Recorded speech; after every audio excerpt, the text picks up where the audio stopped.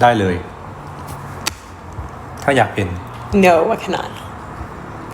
ถ้าอยากเป็นที่เราว่าหนูจะกล้าตีกับคนอื่นหรอ ก็ no ก็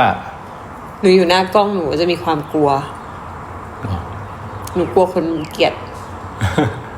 ไม่หรอกไม่มีใครเขียนหรอกโอ้ยแต่ถ้าเราตัดสินใจผิดคนก็เกลียดเลยก็จริงทำไมพี่ใหม่จะมีเปิดแคสบ้างไหมตอนนี้ยังไม่ได้เปิดแคสนะคะตอนนี้ดูแค่ว่า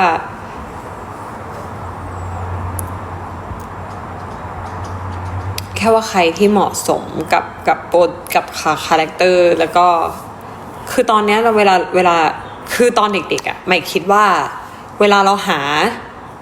ทำโปรเจกต์อะไรอ่ะเราต้องเลือกคนที่ดังที่สุดและมีกระแสที่สุดมาเล่นแล้วคนจะมาดูสมัยก่อนอ่ะมันจะเป็นแบบนี้สำหรับพี่ใหม่นะไม่รู้สำหรับคนอื่นนะแต่สมัยก่อนอ่ะทุกคนเห็นด้วยไหมว่าทุกคนชอบเอาคนที่ดังและมีกระแสที่สุดตอนนั้นอ่ะมาเล่นแล้วพอพี่ใหม่ทำไปเรื่อยๆพอพี่ใหม่ศึกษาตรงนั้นไปเรื่อยๆอ่ะผลปรากฏมันไม่ใช่สูตรของความสำเร็จอ่ะทุกคนคิดว่าเอาคนดังมากๆเลยนะแล้วเราไม่ต้องสนอะไรเลยนะว่าบทมันจะเหมาะกับเขาไหมนะแต่แค่ของเขาดังอ่ะแล้วมันจะปังไม่จริงเลยเหมือนพี่ใหม่อ่ะปฏิเสธโปรเจกต์อ่ะเพราะพี่ใหม่รู้เลยว่าพี่ไม่มีทางเป็นคาแรคเตอร์นี้ได้ให้คนอื่นที่เหมาะสมเล่นดีกว่าเนาะแต่บางทีดังมากๆไม่ได้เหมาะนะคะบางทีดังมากๆต้องหาคาแรคเตอร์ที่ใช่กับเขาด้วยเวลาแบบแล้วอีกอย่างนะบางคนเนี่ยต่อให้ไม่ดังเลยนะแต่โคตรเก่งเลยอะเราก็เอานะจริงๆนะเพราะเรารู้สึกว่าคนที่เก่งมากๆอะแล้วมันทำให้หนังมันกลมกล่อมแล้วมันคอมไบน์พี่คิงโกทาสวัสดีครับมันกลมกล่อมกับทุกคนหมดเลยในเรื่องอะแล้วมันไม่มีใครแบบว่าเอาสแตนดิ้งแบบอยู่ๆก็มาพุ่งแล้วแบบมันดูเหมือนไม่ใช่กรุ๊ปเดียวกันอะเวลาทำงานแบบซีรีส์เรื่องนึงมันคืองานกลุ่มอะมันต้องไปด้วยกันอะใครมาแล้วอะพี่เบิ้ลหรือแป้งไม่มีใช่ไหมคือมันต้องเป็นงานกลุ่มจริงๆอะเหมือนเราแบบเหมือนถ่ายคุณยายวรนาถอะสมมติมันไม่ถ่ายคุณยายวรนาถมายกตัวอย่างนะคะมันคืองานกลุ่มที่เราเห็นว่าหัวหน้ากลุ่มเราอะคือพี่โต้งพี่เวฟอะคนเขียนบทพี่เต๋ออย่างนี้ที่จะนั่งอยู่เป็นมอตรงนั้นเลยค่ะแล้วก็มีโปรดิวเซอร์ที่เป็นหัวหน้าพวกเราใช่ไหมคะแล้วเราก็จะนั่งอยู่ตรงนั้นอะเราก็จะแล้วเราอะก็จะ follow เขาใหม่อะทุกครั้งเลยเวลาไปกองใหม่จะไม่นั่งตรงห้องนักแสดงเลยเพราะว่าใหม่อะจะไปสแตนบายรออยู่ข้างหลังแล้วก็ฟังที่พี่ๆเขาพูดกันแล้วให้รู้ว่าเขาต้องการอะไรแล้วพอถึงตาเราจะได้แบบเราจะได้รู้ว่าตอนนี้เรื่องราวมันเป็นยังไงมูดแอนโทนเขายังไงคนอื่นอะไรยังไงพอถึงตาเราจะได้ไปเหมือนแบบพร้อมที่จะเสิร์ฟทีมของเราเลยอะเหมือนแบบไปปุ๊บฉันทีมเดียวกับเธอฉันรู้แล้วว่าเธอต้องการแบบนี้ I know what you want let's do it we gonna get that scene แล้วสิ่งที่ชอบที่สุดคือเวลาไม่ออกกองอะชอบมากเลยเวลาเรามี conversation นอกกองที่แบบว่าเหมือนแบบเราส่ง reference เราคุยกันว่ามันเป็นอย่างนี้ได้ไหมมันควรจะเป็นอย่างนี้ไหมอะไรอย่างเงี้ยซึ่งหนูรู้สึกว่ามันแบบมันเหมือนมันเป็นงานกลุ่มจริงๆไม่ใช่แค่ just one kill ทำงานแค่1 คิวแล้วก็จบ1 คิวไปอะไรเงี้ยค่ะแต่มันเหมือนแบบเรามี input กับสิ่งนั้นๆจริงๆอะไรเงี้ยแล้วมีความสุขนะคะอาชีพนักแสดงเป็นอาชีพที่ถ้าเราอยู่ในที่เรามีความสุขกับกลุ่มคนที่เราชอบแล้วก็มีเหมือนแบบมีความชอบในเรื่องศิลปะที่มันเหมือนกันเทสเดียวกันอะเราจะมีความสุขเป้าหมายเหมือนกันเราจะชอบมากๆบางคนทำสมมติว่าบางคนทำหนังอย่างเงี้ยเอมไปทางแบบเฮ้ยเรื่องนี้ต้องได้เงินอ่ะก็อาจจะไม่ใช่สิ่งแรกที่พี่คิด พี่ก็จะแบบแต่สิ่งแรกที่ใหม่คิดใหม่คิดถึงเรื่องศิลปะก่อนเราก็จะแบบอย่างนั้นกลุ่มคนนี้ก็อาจจะไม่ได้เหมาะทีมนี้ก็อาจจะไม่ได้เหมาะกับเรา หรือแบบช่วงนี้ใหม่บอกใหม่แบบใหม่เล่นหนังได้กล่องเยอะมากใหม่ทำนู่นเนี่ยเอาเงินปะทำเงินเรื่องนี้จะต้องทำเงินเท่านั้นไม่สนอะไรอย่างอื่นเลยเทสเทิร์ดไม่เป็นไรขอเงินขอแบบขอเอามันอย่างเดียวเลยขอให้ได้พันขอให้ได้10,000 ล้านอันเนี้ยเราก็ต้องไปหาทีมที่ถูกต้อง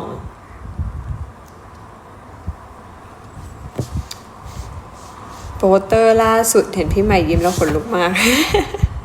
ที่พี่ใหม่อยู่ตรงไอ้นี้ใช่ปะอะไรนะหน้าต่างวะคะเชื่อป่ะใหม่เห็นรูปนั้นแล้วใหม่รู้สึกว่ามันไม่เหมือนใหม่เลยอะพี่โน้ตสวัสดีค่ะใหม่รู้สึกว่ามันไม่เหมือนใหม่เลยอะมันแบบหน้าคือแบบอีคุณยายแบบมองหรออะไรเงี้ยยายนางมองแรงอยู่แบบตาเตอนางแบบเอาเรื่องน่ากลัวมากรูปนั้นนะรูปนั้นน่ากลัวมากคือหนูรู้สึกได้เลยว่าแบบ this is not me I'm not gonna look คือพี่ใหม่ไม่มีทางมองใครด้วยสายตาแบบนี้แน่นอนนะเข้าใจป่ะแบบ damn like she's scary หาหนังแมสได้แล้วเหรอกำลังหาอยู่ค่ะแต่ว่ารอแป๊บหนึ่ง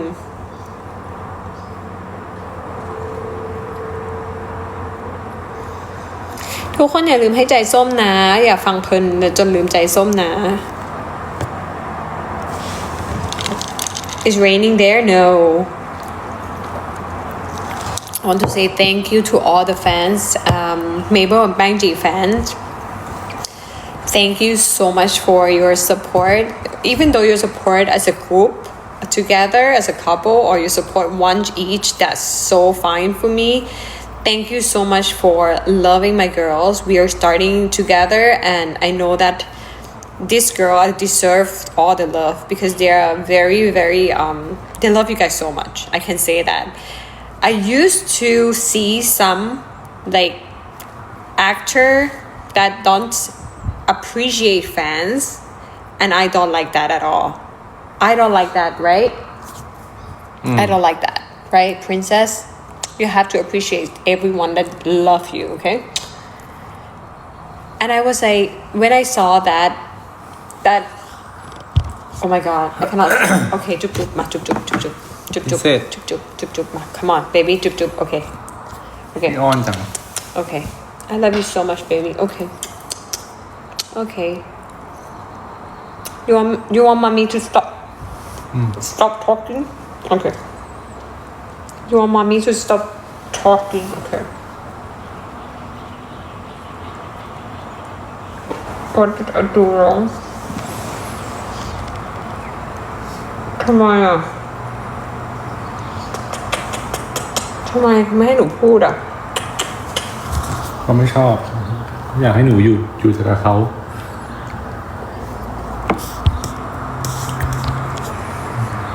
งงมาก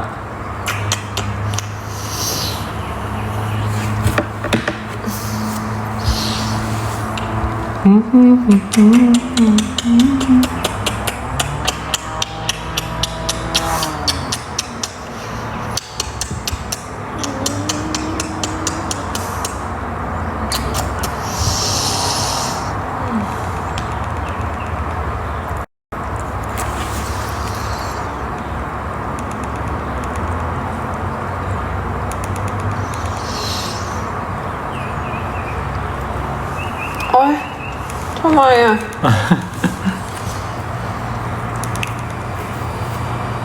ทำไม กลัวมันหล่นจากโทรศัพท์ ทำไมอ่ะพี่เต๋อ why tell mommy first princess บอกแม่ก่อนว่าทำไม ไปละ You look at me princess แปลกปะทุกคนเคยเห็นหมาแบบนี้ปะพี่เคยเห็นหมาแบบนี้ไหมคะ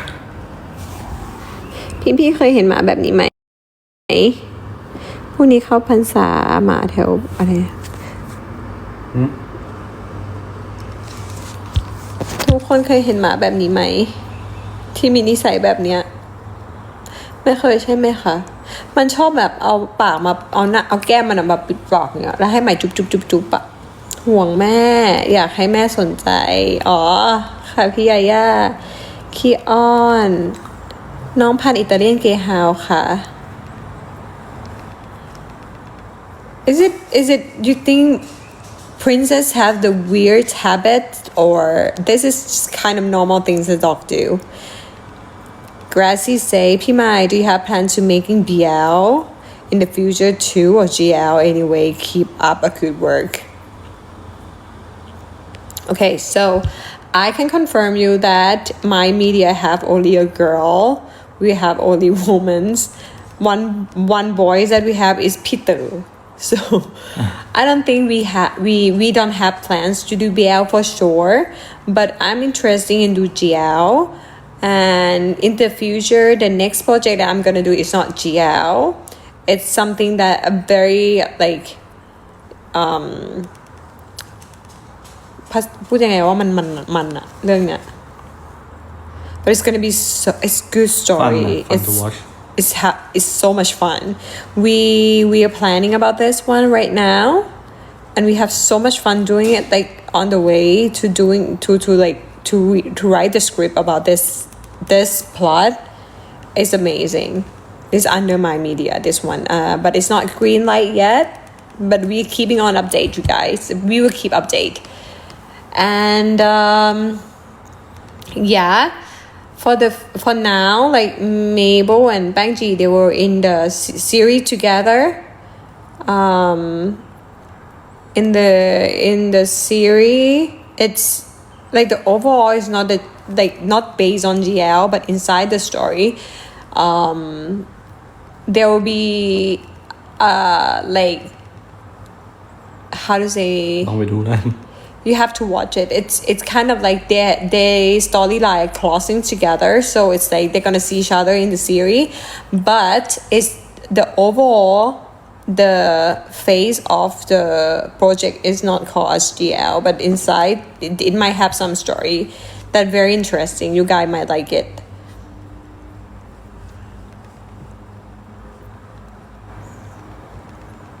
how I'm going to watch it what is that Can you speak ค่ะ Can you say พี่มากค่ะ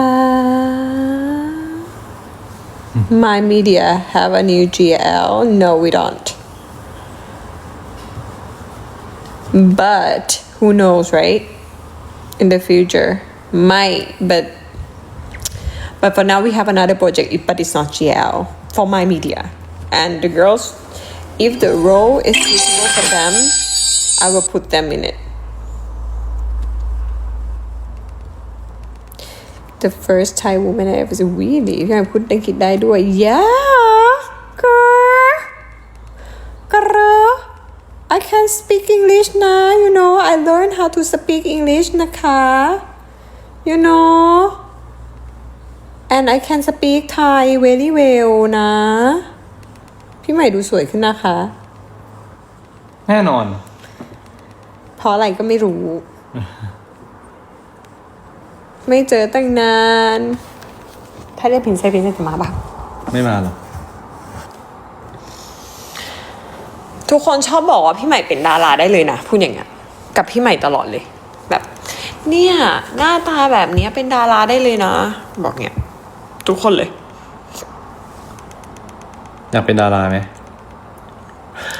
พอเป็นแล้วก็ไม่อยากเป็นเป็นไปเถอะดีแล้ว no พี่ใหม่รู้สึกว่าพี่ไม่ได้เกิดมาเพื่อเป็นแบบ figure how to say เป็นต้นแบบอะของใคร I'm not ใหม่ไม่เคยคิดว่าใหม่เป็นต้นแบบของใครได้เลยเพราะว่าใหม่เป็นคนที่แบบครบเครื่องเลยอะมีทุกอารมณ์รักโลภโกรธหลงมีความผิดปกติที่ไม่ใช่เป็นนางฟ้า you know it's like เป็นคนปกติแล้วก็เวลาเจอคนทั่วไปใหม่ก็รู้สึกว่าใหม่เป็นคนปกติกับแฟนๆใหม่มากๆหมายถึงว่า หรือว่าเราอาจจะอยู่ในจุดที่เรารู้แล้วว่ามันเป็นอะไรเงี้ยตอนเด็กๆเราอาจจะอยากดังอยากเป็นดาราแต่พอเราได้เป็นแล้วเราอาจจะรู้ว่าอ๋อสิ่งที่เราเป็นสิ่งที่เราแบบได้รับมามันอาจจะไม่ใช่ความสุขของชีวิตมันอาจจะเป็นอย่างนี้ต่างหากที่เรียกว่าแบบความสุขบาลานซ์ชีวิตได้ดีกว่านั่นก็คือการเป็นนักแสดงหมายว่านักแสดงกับดาราต่างกันไม่ชอบคิดอย่างนี้นะไม่รู้ทุกคนคิดหรือเปล่าพี่ใหม่เคยคิดนะว่าพี่ใหม่เป็นไบโพล่าจริงเกิดมาใช้ชีวิตไม่ได้เกิดเป็นต้นแบบให้ใครแบบนั้นไหมก็จริงนะคะใหม่ไม่ได้เกิดมาเป็นต้นแบบจริงๆอะเพราะว่าใหม่รู้สึกว่าคนที่จะเป็นต้นแบบให้คนอื่นมันจะต้องแบบว่าดีแบบดีสุดๆเลยหรือว่าเก่งด้านใดด้านหนึ่งที่เก่งมากๆอะไรอย่างเงี้ยใหม่ยังไม่ถึงขั้นเก่งมากๆแล้วใหม่ก็ไม่ได้ดีที่สุดที่จะแบบใหม่บอกเฮ้ยคือเวลาใหม่ดูแลเด็กใหม่ยังบอกเลยว่าเฮ้ยพี่ใหม่ทำผิดอันนี้มาหนูลองดูนะนี่คือความผิดที่พี่ทำมาแล้วอย่าทำตามก็อาจจะเป็นต้นแบบเรื่องของความผิดพลาดในชีวิตบางอย่าง You're truly beautiful I love your beauty thank you so much thank you so much ตอนเด็กชอบพี่ใหม่มากตอนนี้ชอบกว่าเดิมน่ารักขอบคุณค่ะต่างกันยังไงคะพี่ดารากับนักแสดงใช่ปะคือพี่เต๋อว่ามันต่างไหมก็ต่างอยู่นะดาราสำหรับใหม่อ่ะคือคนที่มีแสงได้ด้วยตัวเองหมายถึงว่าสำหรับใหม่อ่ะดารามันเหมือนยูแค่เป็นยูแค่เป็นคนนี้แล้วก็มีคนรักคนหลงได้โดยที่ไม่ต้องแบบโอ้ย thank you for giving me gift เหมือนดาราแบบดาราก็ดีนะแต่ว่ายูต้องมีเสน่ห์มากๆมีเสน่ห์จริงๆเพราะว่าจะได้มีคนชอบในแบบที่คุณเป็นตัวตนของตัวของคุณเลยอ่ะแบบเดินไปไหนแล้วมันแบบ shine through มีคนแฟนคลับเยอะมากเพราะว่าเขาเป็นเขาแล้วเขาก็แบบว่าเป็นดาราเข้าใจป่ะแต่นักแสดงสำหรับใหม่คือยูไม่ต้องแบบมีคนชอบก็ได้แต่ make sure that การแสดงของคุณทุกอันอะคือคนต้องแบบ take it แบบคนแบบ proof คนแบบซื้อ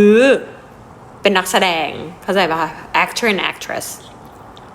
หรือบางทีไม่ต้องดังแบบไปอีเวนต์แล้วแบบคนมารอก็ได้แต่แบบยูมีคุณค่าในการที่เป็นยูเป็นนักแสดง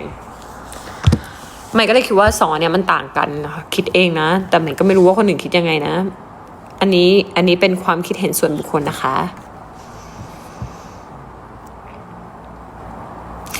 พูดเหนือไม่เป็นอ่ะขอบคุณอาจารย์โชนะคะ You're the best CEO พี่ใหม่ No I'm not the best CEO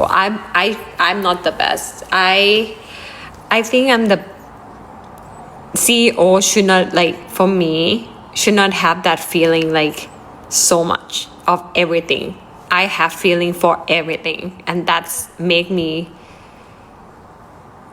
not a good CEO you know see for me my personal I think CEO should not have like deep connections or like deep feeling towards everything because otherwise it's not gonna good for the business it's not good for the company seems like you have to be คนตาม1 ล้านยินดีที่รู้จักสวัสดีค่ะยินดีที่รู้จักค่ะ like I think CEO should be like up like know everything but not take things too seriously like you know I do business like it's a small business and it's like family things I hands on everything so it's kind of like when you hands on everything it's you get attached and sometimes it's hurt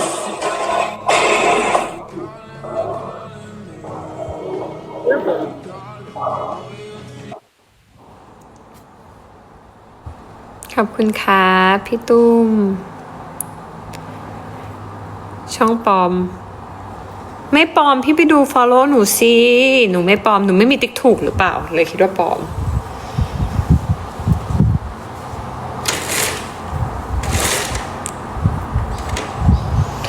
เชื่อป่ะตั้งแต่ย้ายบ้านมายังไม่เคยทำ home tour and I don't want to do it ใครอยากดู home tour ไหมคะเดี๋ยวให้พี่เต๋อพาทัวร์บ้านที่เนี่ยเหรอใช่ home tour house tour home tour อะไรอะนมช็อกเหรอนมช็อกนี่เป็นแฟนคลับพี่แป้งใช่ไหมกับแฟนคลับพี่ใหม่หรือเปล่าพี่ไม่อ่านพี่อ่านหมดแต่พี่ไม่อ่านออกเสียงเข้าใจไหมถ้าอ่านออกเสียงมันบ่ไหวเนาะ don't care อยากชมบ้านเหรอคะบ้านนี้อยู่มา2 ปีอะค่ะแล้วใหม่ไม่เคยเปิดแบบไม่เคยโชว์บ้านเพราะว่าไม่มีอะไรให้โชว์ค่ะมีแต่บ้านโล่งๆนิราเหรอนิรามาอีกแล้วนิรา give me orange heart again thank you นิราที่ใหม่มีหนังโปรเจกต์ใหม่บ้างไหมคะช่วงนี้ที่จะออกมีครับคุณยายวรนาถครับ Okay guys I have to go and play games bye